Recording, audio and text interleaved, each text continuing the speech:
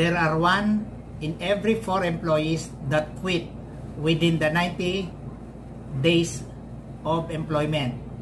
1 in every 4 newly hired employees quits within 3 months. And the number 1 reason is poor onboarding program. Before, we used to have the so-called orientation alone. But in onboarding, orientation and on-the-job training are part of the onboarding program. Onboarding is a crucial part of helping employees become accustomed to their new work environment and immerse in your company's culture and becoming acclimated to the job itself or to his role. Your new employees will become familiar with their co-workers and begin to feel more at ease in their new role.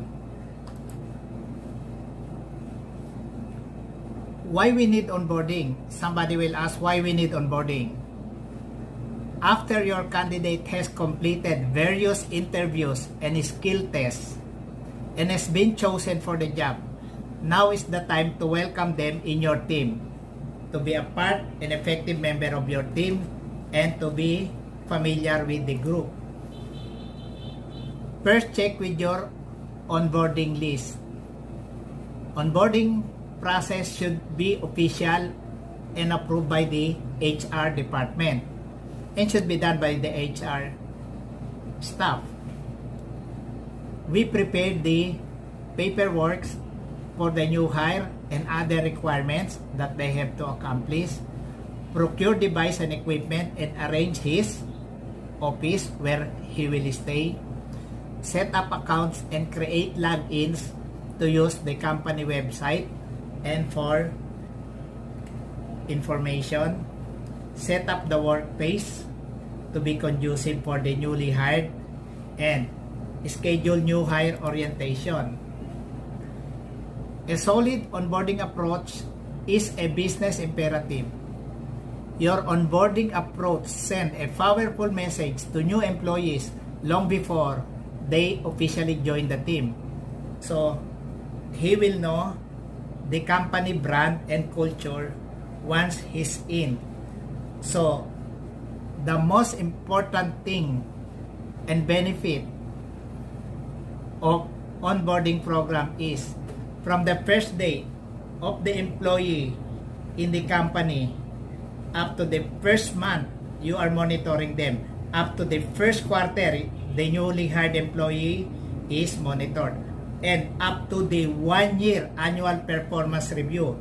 So you can see how well is the newly hired employee is doing, including his performance and his adaptation to the culture and to the new environment. What are the benefits of onboarding? Since this is costly, no, this is not costly because proper onboarding program will increase retention rate by 50% according to the survey done by the Aberdeen analysis of 282 organizations. Employee retention will increase by 50% and 76% of new employees found that on-the-job training as the most important part of the newly hired experience. An average cost of $4,000 to fill an open position. This is costly compared to the $2,000 onboarding cost per employee. $4,000 to fill an open position versus $2,000 for onboarding cost per employee. Onboarding program helps employees to be prepared so that they will be happy in their job, and this is a smart move for your business and to your company. So, onboarding prepared our newly hired employees so they will be happy in their job, and this is a smart move for our organization. However, very few of the HR department from different companies provide cultural familiarization to support their employees after the recruitment process. Usually, employees will leave them once they were hired, we leave them to their immediate superior. But in onboarding, it's a different one.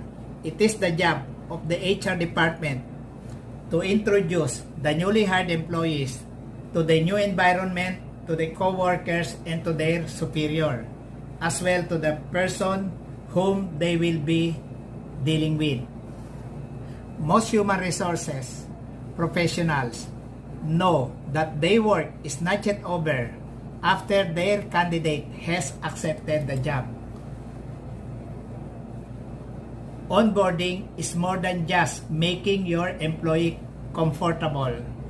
It increases also your team's retention rate. It will improve your team's performance. It will improve the employee engagement, employee satisfaction, and improve productivity.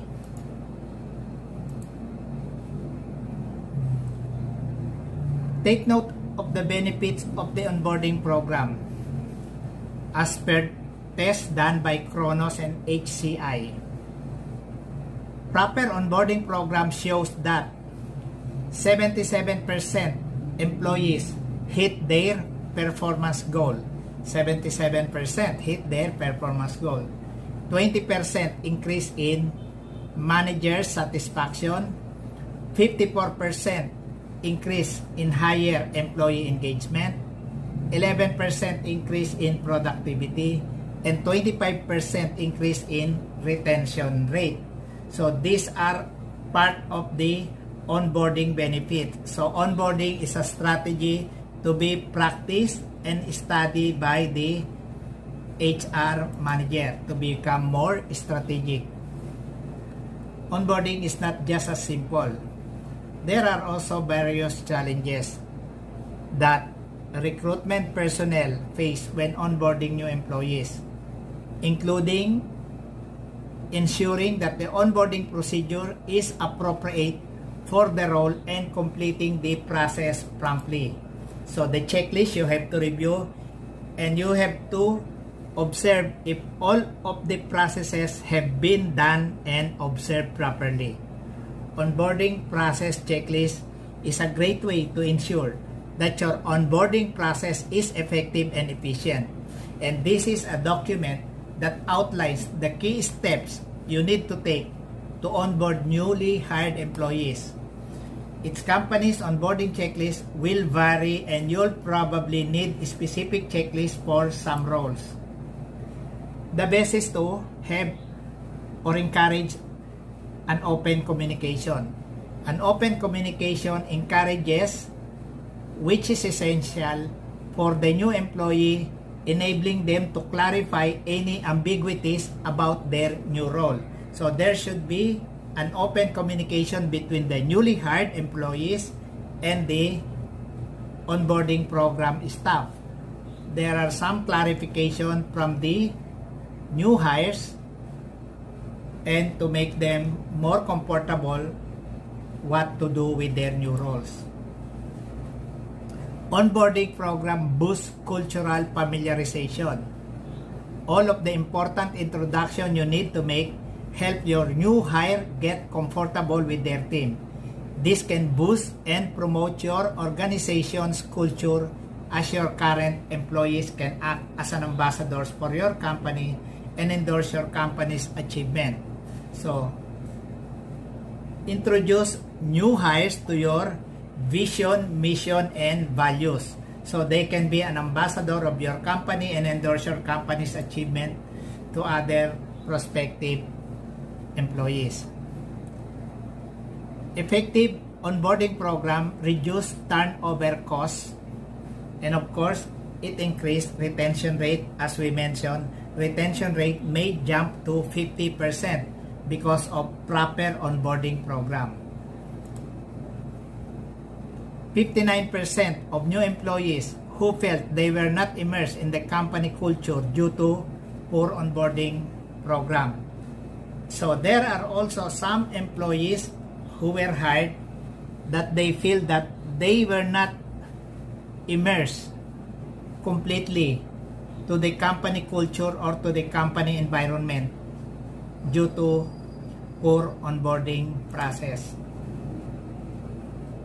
Effective employee onboarding program bolstered by a checklist also ensures that your candidates are clear on the role they have been hired to do. So guys, I have mentioned the benefits of onboarding. It will increase retention rate, improve employee engagement, improve employee satisfaction, including manager satisfaction, and improve productivity.